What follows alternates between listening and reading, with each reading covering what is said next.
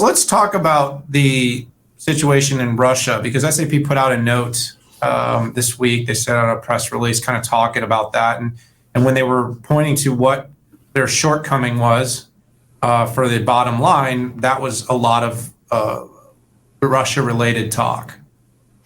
Yeah, I mean, they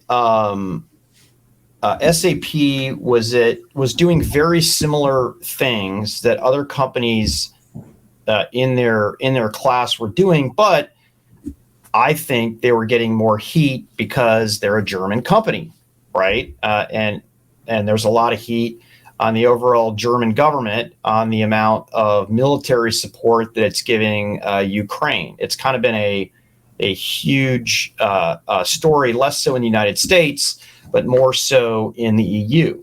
So this was SAP's definitive statement.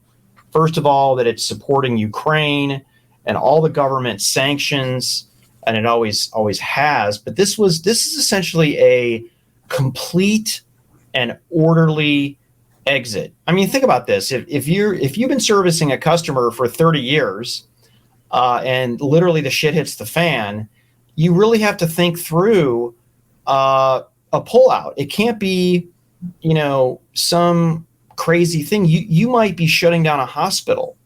You might be shutting down a grocery store.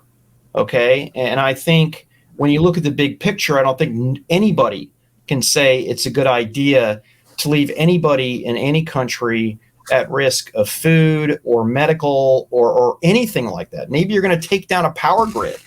So that's just not cool. So SAP really had to think about this. So first off, cloud services, right? They are shutting down all cloud, a complete cloud shutdown. And they're giving their customers the choice to delete the data, to have it packaged up and sent to them. What these Russian customers go to, right? They can't go to Oracle. They can't go to Microsoft. They're out of SAP. I don't quite know what they're going to do. And on the on-prem products, they announced exit to support and maintenance of all on-prem products in Russia. So this is a big deal, and it doesn't come at a zero cost. In fact, let me pull up the numbers here. So in their earnings call this morning, SAP's total Russia shutdown, 300 million euros in annual revenue.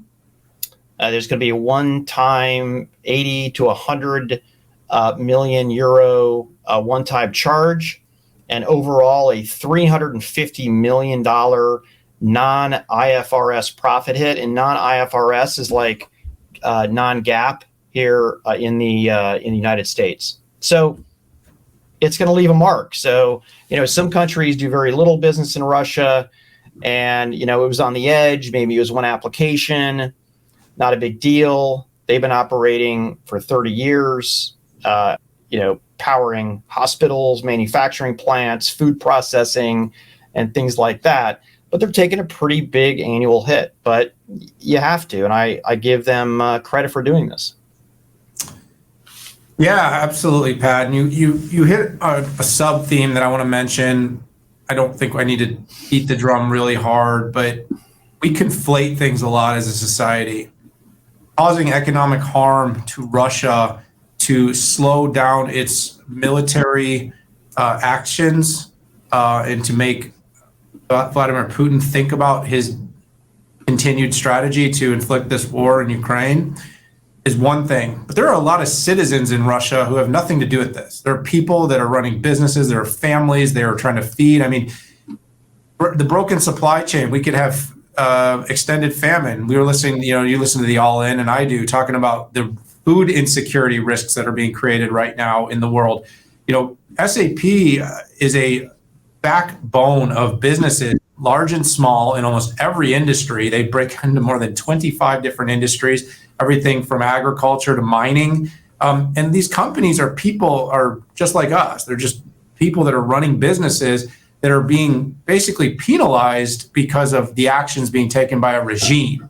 And so a company like SAP being thoughtful about this should not be should not be the victims of activism for, you know, a negative approach because they're trying to do something gradually and thoughtful for those non-sanctioned companies. Again, they're splitting this up between companies that are being specifically called out for participating in this war and participating in harm that's being done, and every other company. It could be restaurants, it could be manufacturing companies, you know, and you mentioned, Pat, it could be hospitals and banks that enable people to get access to money to support their families. And so anyways, it's a bigger story, and I'm glad you called it out. I'm glad we took the time to talk about it, because the fact is they're trying to do this in a way that's thoughtful and compassionate and empathic in a world where we're very binary right now. If it's in Russia, get out.